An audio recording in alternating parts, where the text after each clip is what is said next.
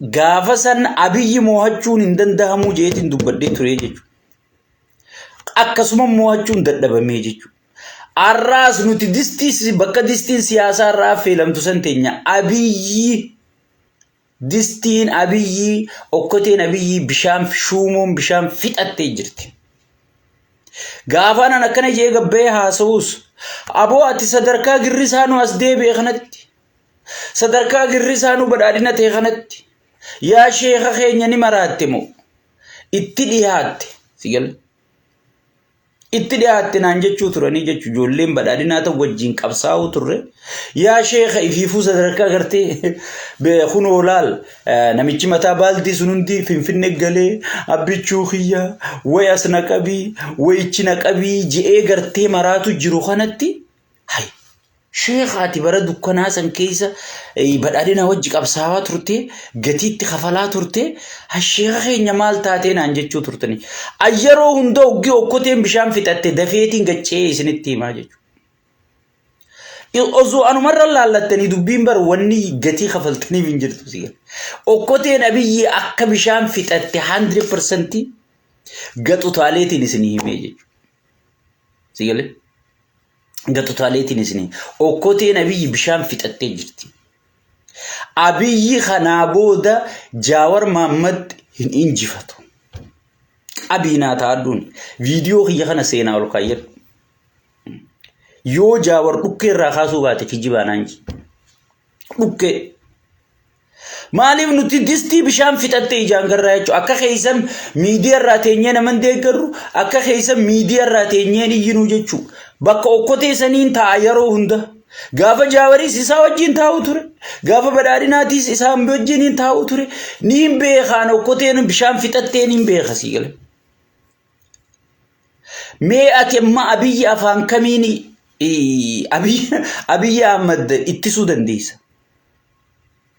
Amma dura wanni jennee ittisaa turre hay namni kun ni filamne amma aangoo dhufee waraanni nu kana maatii caasaa lafan qabachiifne mee maaliin isa qeeyinaa jennee dura dhaabbachuu turre jechuudha. Namicha gartee Tigree hunda caccabsinee waliin wayyaanee hunda caccabsee waa hunda harka galchee sigalee wadalloota isaa aangoorra tarrifatee ummata gibiraan gidirsuu eegale hayyee gibirritti haafuuf ummanni keenya haadhum buqaatiin itti haafuuf kana jennee isa deeggarramma sigalee. Duraan ummanni Itoophiyaa amala abiyyiin beeku jechuu gaafa nuti deeggaruu turre san amala abiyyiin beekan hojii abiyyiin beekan mootummaa haaraa ture jechuu sigalee. Mee qalbii tasgabbii qabdu dhageeffadha. Mootummaa haaraa ture. Meeni laallaa dhaappaa jechuu ture jechuu namni.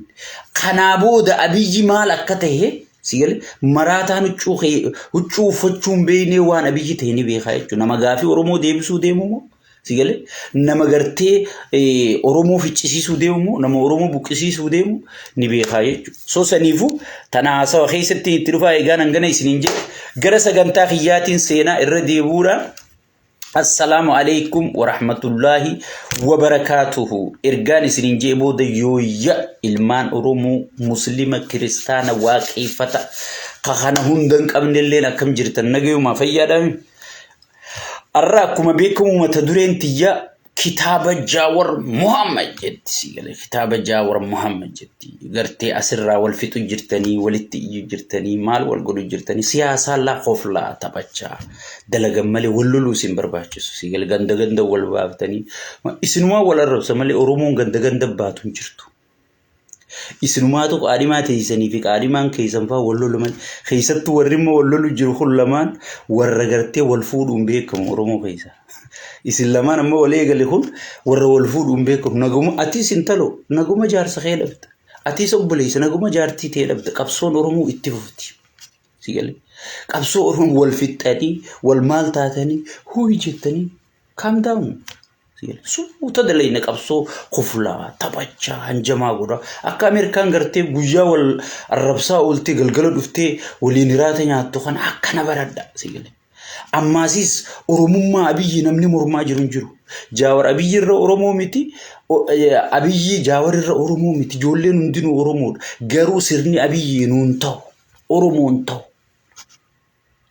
game is over يلا fattaana dubbiin wanni irra wal loluu qabnu wanni irra wal mormuu qabnu sirna waggaa jaha guutuu abiyyi maal dalage jennee laalu amma jaawarris laalu qabnaa jechuudha marroo laalu qabnaa jechuudha hogganoota oromoo hunda laalu qabnaa jechuudha saniifu wanni imma wal fixxanii ganda wal baaftanii maarree xiyya jettanii muuziqaa dur gaafa sheeka abbuutu afaan dubrummaa qabanii asii fiddanii sheeka gurra hirriibaan na dhoorkitan yaa qalboota hin jirtuu jechuudha caljaana dhageeffadhaa amma kitaabni Jaawar Mahammad maalirra ta'e dhugaa lafa jirtuun isinii himaa jechuudha kitaabni Jaawar Mahammad dachii sossoosee ture jechuudha masaraa mangistii dullattii miliqsanii mi haaraya abiyyi jaaratee sossoosee ture jechuudha erga Jaawar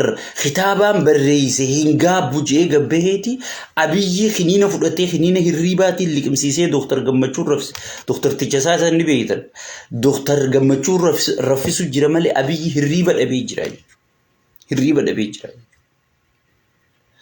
eega guyyaan beekame maas jijjiiramni dhufee jechuudha namni Naayiroobitti imalu dachin soso Nairobi tun gerte sosochote hay presidenti biyatu inauguration geggeessu deemamu kaxoo geggeessu deemamu khitaba bifamu deema namni khonfiste jechu hay maal qiyaaman taate presidenti biyya wahii tokko aango qabachuu deemay ha afeerra diplomasi addunyaa tana godheexa qabachuu deema jedhanii namni garte magaalummaa Nairobi tu shaak taate jechuudha sigale shaak taate jechuudha maaltu deemaa jira namni amanuu dadhabee jechuudha sigale kana idduu dhagartee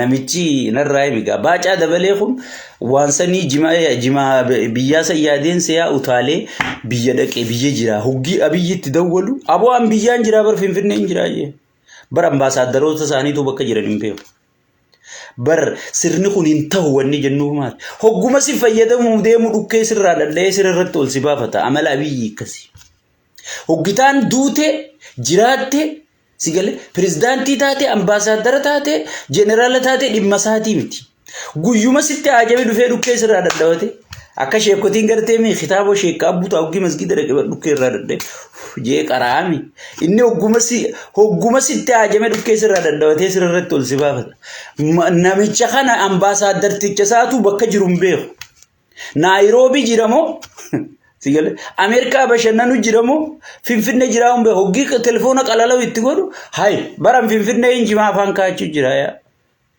yaa darba maati ajirta jeetuma silkii irra gaw godhe bada bilziqina keessa nam afuriitu sirritti Jaawar Mahammad jibba afransi filaka tokkuffaan abiyyi Jaawar Mahammad silaa akkanatti ilkee nyaachuu fedha jechuudha akka Jaawar Mahammad yoo Jaawar jette abiyyi hoggi hirriibni didina waa lamatti yaaman siin jedhan namni doktor Tichi isa raffisu hoggi himu yoo hirriibni abiyyi dide takka wayyaane Tigre jette jambiretti takka Jaawar Mahammad jenna hirriibuma kota jaansi waa lamaan kana gurraan dhaga'uun fedhu siin abiyyi ama gurraan Jaawar waan jaamu dhaga'uun fedhu takka lammaffaan Daani'el Kibrati sadaffaan Timootis kana namicha ministeera Haaji Alaaf Jaawar Mahammad lubburraa jibba afraffaan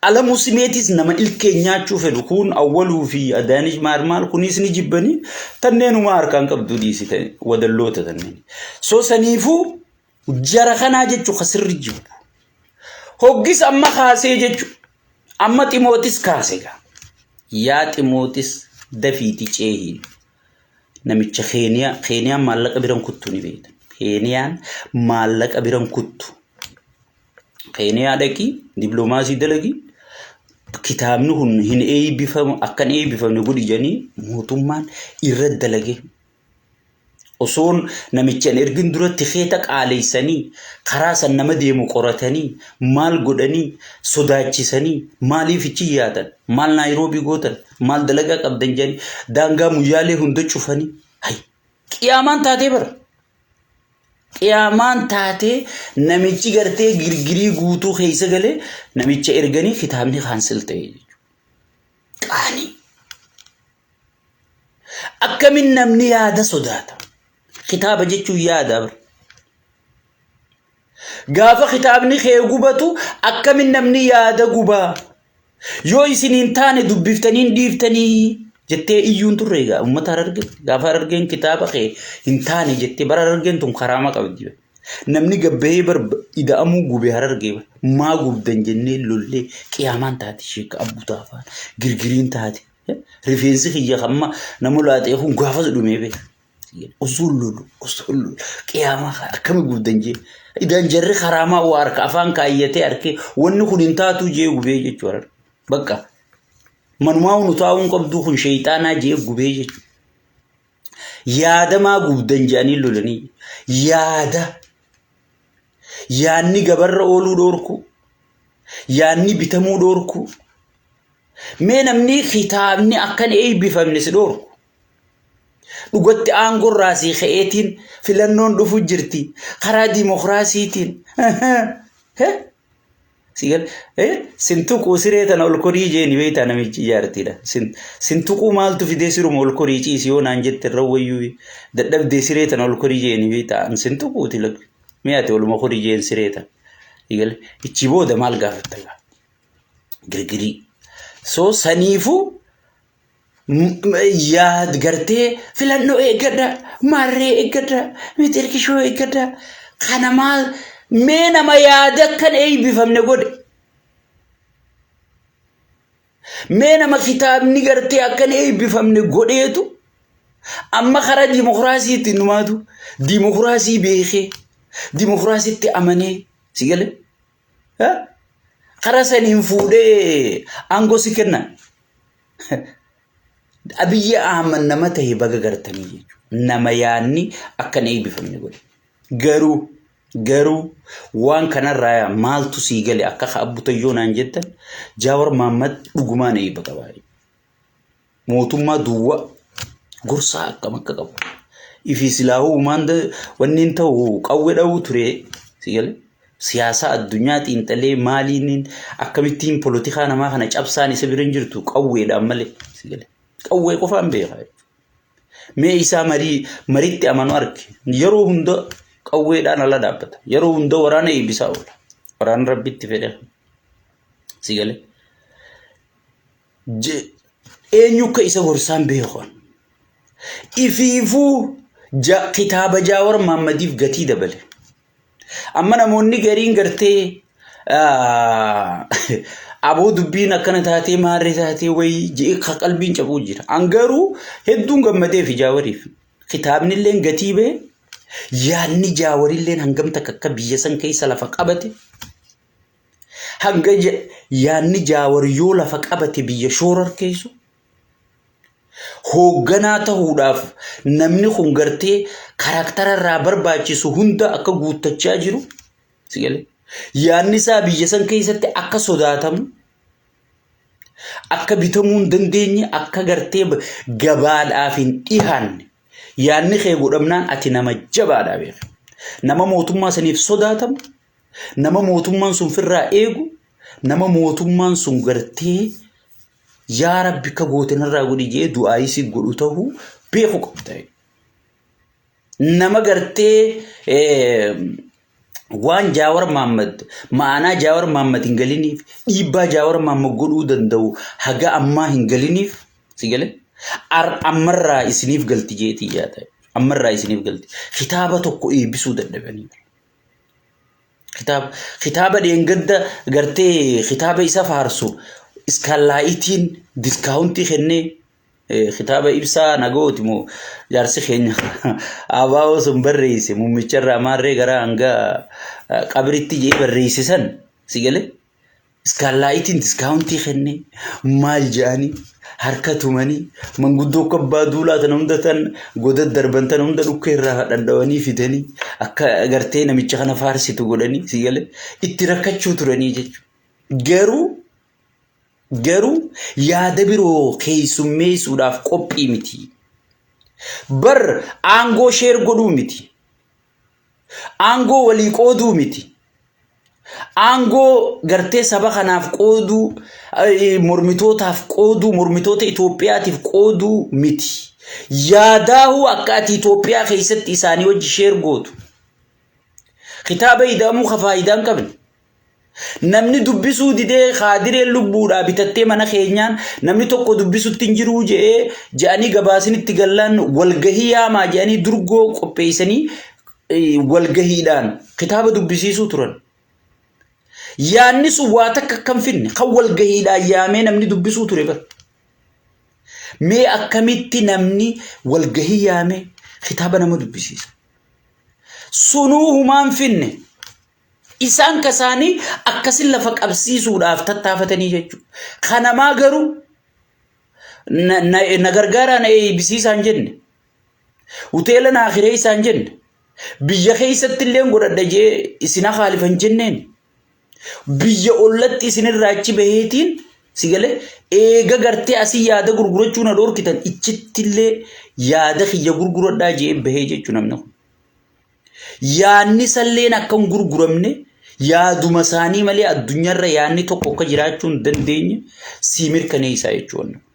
Sadarkaa gartee akka waan biyyaa fi biitti wal dhoyite, akka waan daangaan biyyattii sarbame, akka waan gartee faayidaan biyyaa tuqametti ministeerri haaji alaa ichitti ergamee sigalee ichitti ergamee kitaaba rammal bakkaani sadarkaa mee amma hoogganoonnummaan Keeniyaa sun maal jedhame kitaabuma jaawar kanaaw jaawaruma kanaaw nama akkam akka ta'e sigalee nama hagam dhiibbaa godhuu danda'u akka ta'e sigalee asirratti addunyaan guutuun ni ajaa'ibsiifatte jechuudha. Ni ajaa'ibsiifatte. Eega hunundi ta'e addunyaan guutuun gayyaa eegalte jechuudha. Jaawar kun akkanuma lafaan ka'u inni beeka. Dura sheekaa buutaa gabbahee gaafa bildiqinnaa mormusan sabawaati maal taate sabawaati bitirkishoo taate naan jechuu turtan ni yaadatan sanirra deebuun taatu. Eega sheekaa buutaa bahee karaa ceebooda gayyaa eegalan hayyoonni jaawar gabbahee. Eega jaawar gabbahee booda Ameerikaanis gabbaate kun. Ganaa distiin Abiyyi shuumoon okkoteen bishaan fixachaatuma deemti malee bishaan hin jiru jechuu kanaa booda. Bishaan siyaasaa fixattee jirti. Wanni hundi harkaa baatee jirti. Wanni hundi harkaa baatee jirti jechuudha. Saniifuu Ameerikaan illee gabbaatee jirti. Arra ekoonoomiksiin hundi waan barreesse gartan. Foron wanti sun gaazexaan guddaan gartee warri dippiloomaasii addunyaa kana Afrikaa kana masruufa kennu gaazexaan dubbisu sun hundi waan barreesse arkitan. Taphni dhumatee jira jechuudha. Taphni dhumatee jira jechuudha. Saniifuu Jaawar Mahammadiin baga gammaddee jennaan jechuudha. Gowwaan gartee wahiin dhawajee ifdhawa. Wahiin dhawajeeti ifdhawa. Baram PP teenya tana gowwummaa si eessattiin arganii beekta. Gaafa Tiraampi filatu namni dura gaafa Tiraampi filatamu namni dura baga gammadde jee Abiyyi beeka.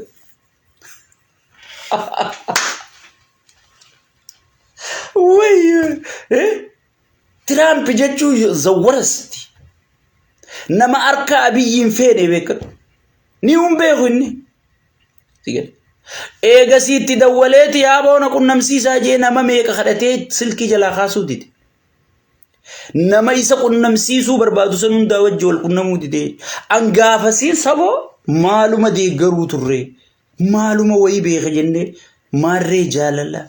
Miitirkishoo maarree. Miitirkishoo abbaa maarree. Jennee idaan yaa obboleesso. Gingilchaan bishaan waraabuu turre. Sigalee. Bar Tiraampi waan inni ta'ee beekanii jira. Faarsee bulaa hunda laalamee piroofaayila Tiraampi godhatanii maal godhatanii. Tiraampi kun beeki nama gartee sigalee Abdel Fattah al-Sisi namichi Masrii kunii fi Tiraampi jechuun akkana laa waliin lubbu. Abdul Fattah gaafa Abiyyi gaafa Trump aangoo qabatu direct dawwalee haaseen. Abiyyi garuu diplomaasota hundarra deemeetitti dhufuu dadhabee jechuudha. Amma ifarke maal fiduu danda'a wanni fiduu danda'a angaafas naagalee jechuudha.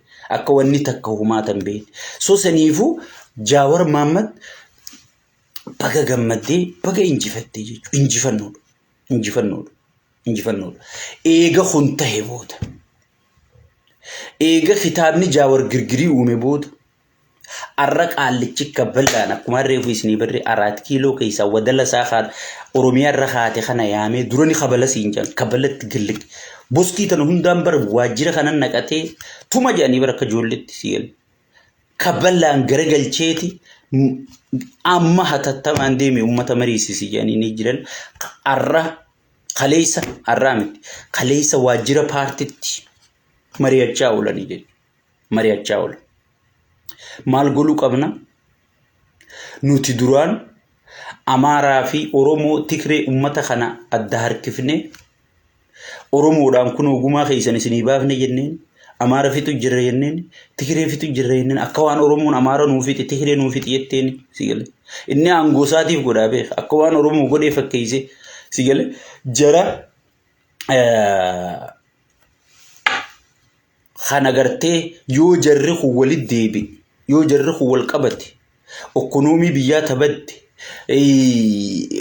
diplomaasii nu jala burkutoyti beela ummata fitu jirtu kana wajji dabalatee qaala'insa jireenyaa hojjataan keenya gartee hojiin mindaan hojjataan keenya qabu khiraa manaa kafaluu dhiisi laaqanaahu ilmaanii fi isallee nyaachisaan jirtu hojjatummaan keenya kunu nu wajji dhaabbataa jedhaniiti kaleessa wal fixaa oolan sigale wal nyaachaa oolanii jechuu qoreen giddu galeessa amma arra ajajaa dabre jechuu ajanyi dabre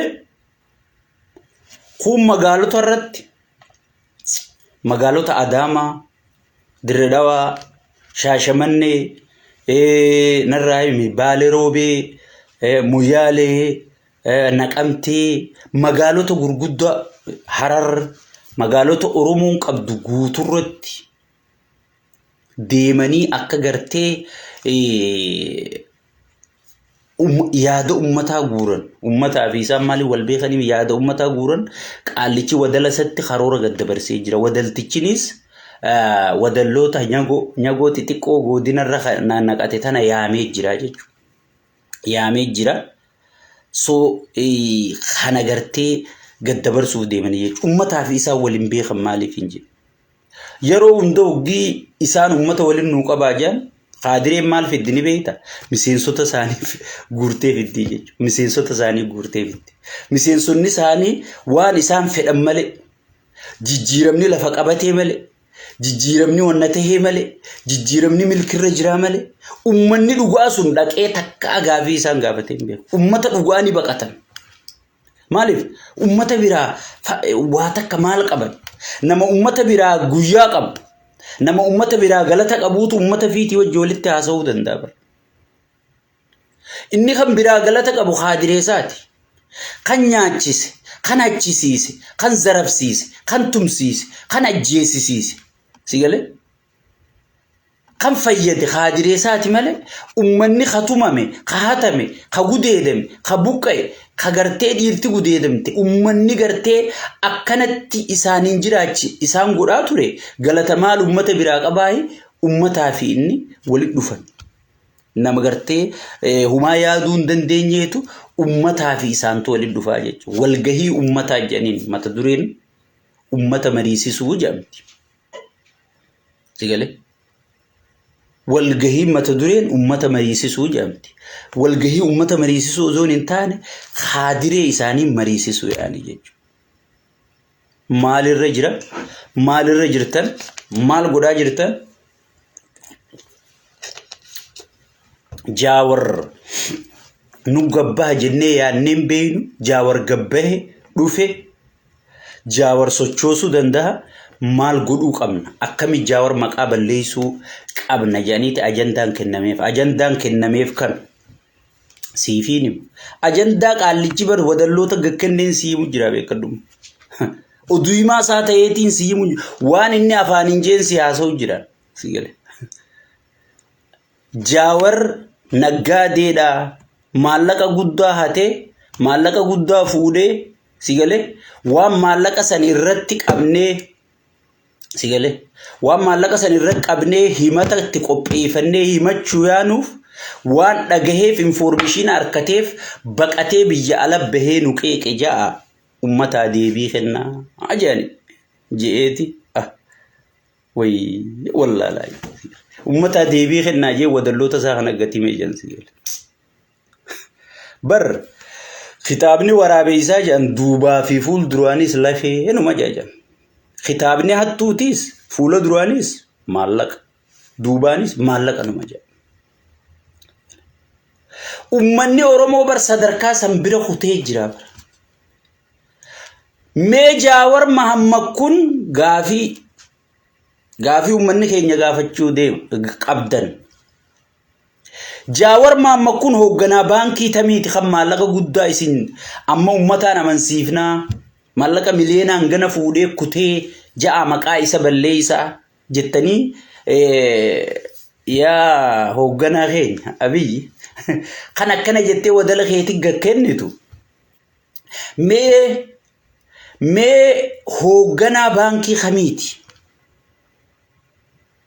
namni kun maallaqa takkaa hooggantoota baankii kamii baaseef namni kun takkaa hooggantoota baankii baasaniitti kennu qaban maallaqa guddoo akkasii kan isin amma maqaan isa balleessine jettanii oofuu jirtan kana maallaqa akkasii fuudhuudhaaf bar koodii kaampaa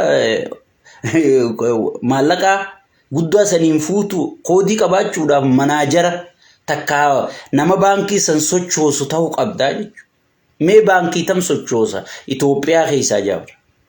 Sigale.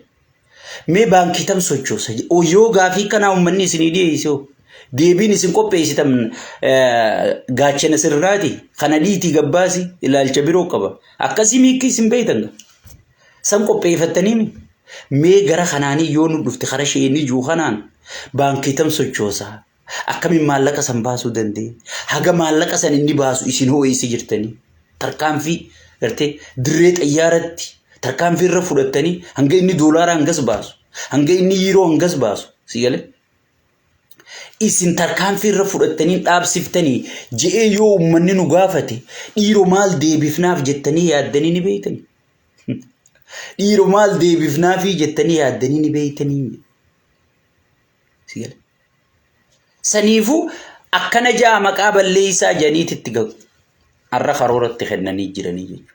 Amma warra godinaa hunda yaammatanii jiranii jechuudha. Dubbiin jaawar goodi qaallichimma khaadiree isa gaddabarsee jira. Kunis fuudheeti khaadiree fi naqatirra gaddabarsa.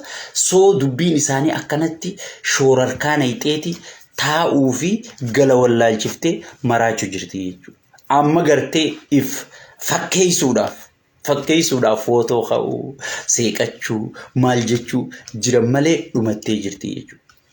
Dabarsi ammaas yoo uummanni qaala'insa jireenyaa isin gaafate yoo uummanni qaala'insa jireenyaa isin gaafate kunoo bishingaa harkannee boqqolloo harkannee qaala'insa jireenyaa injifachaa jirra hojjettoonni keenyaas nu obsaa maarree ja'aati gartee kijiba kana itti tumaati bar amansiisaa je'een sigale.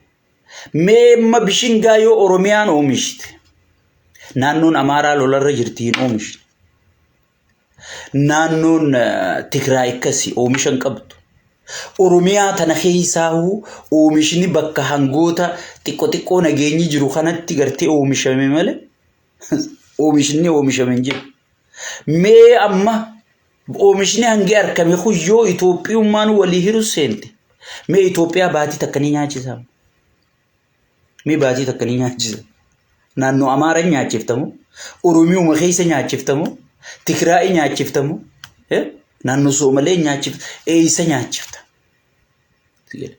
kana yoo uummanni isin gaafate yoo qopheeffatanii jirtanii deebi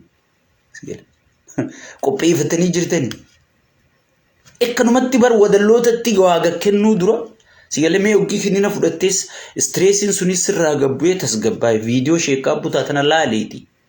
Ahaa yoo gaafiin akkanaan akkaate dhiira wadalloota kiyya maaliin itti himajii yaadi taa'e. Hattoota aangorra guuratti. Hattoota Oromoon zarafaa turte. Gaangistara aangorra guuratti Oromoon zarafaa turte kan suuta karooratti gad dabarsitu kana laalaa.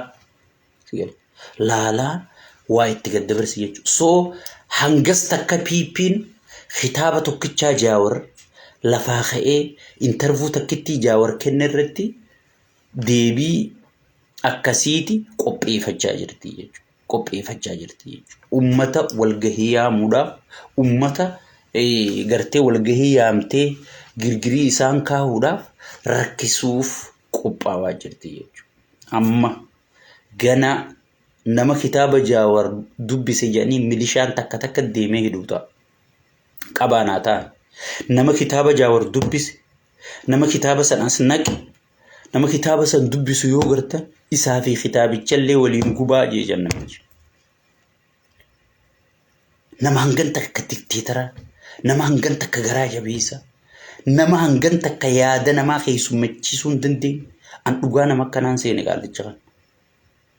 أعوذ بالله من الشيطان تو يا قلبي نما كتاب جاور دب سيوغرتن نما كتاب جاور دب سيوغرتن إسافي كتابي تشلي ولينقبادا أكملت هو جنام بيتك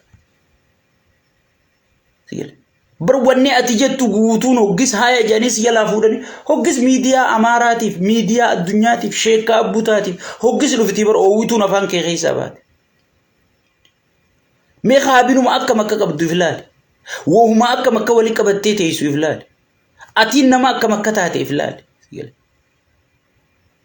أما نيقدا نيقدا دبي واللقا تاني نفنو جاري أمتا واللقا في تشيسيسو ديمو أني سني موتما جاري أكمل كوين أمار الرأي خم تجاني قرتي فولت تقولاني سيستما موتمان فنو جاري مجيء أمة أورمو بكسيسو فيتشيسو ديما أما بيبي سر دعوة تيسني جي بوجل أفردراني سنيه ميمي خنو أما خلي بيبي سين دبرسه ميديا أم بيجالا خنون ترى أجراي أنا أما تناسي سنو ما فيني ما خطابة جاور نما دبسي يعني مناي داكو بيسو جراني يجو sirna kanaatiin bulu jirti jechuudha. Sirna kanaan namni difeentii takka irraa ittifna jee rakkachuu jira jechuudha. Sirna kitaaba nama kitaaba san dubbisee fi nama sanillee waliin gubaa jee hoogganaa ajaja dabarsu. Sigale. Hoogganaa akkasiitiin biyyattiin gaggeeffamaa jirti. Hoogganaa akkasiitiin biyyattiin gaggeeffamaa jirti. Qabaanaa ta'an waan hin anjeetan itti dhufuu teessan.